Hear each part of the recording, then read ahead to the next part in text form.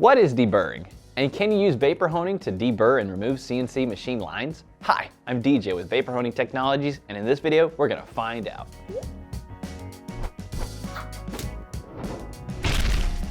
Now, deburring eliminates the burrs or imperfections from items made of machined metal. These imperfections are sharp edges and metal sticking out of your CNC machine part. If you want a quick and easy way to deburr and remove CNC machine lines, the best process to use is vapor honing. Vapor honing can remove imperfections, eliminate sharp edges, and smooth out your parts. Vapor honing is perfect for deburring because the water cushions the abrasive, cleaning by flow instead of impacting by force. The process will not damage nor alter the part surface. The abrasives we use here are ceramic bead and glass bead to clean, polish, and deburr CNC machine parts.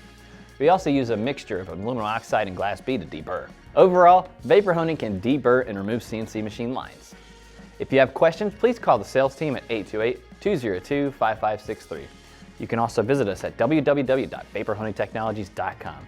Don't forget to like us on Facebook, follow us on Instagram, and subscribe to the YouTube channel. Thanks for watching, and we'll see you next time.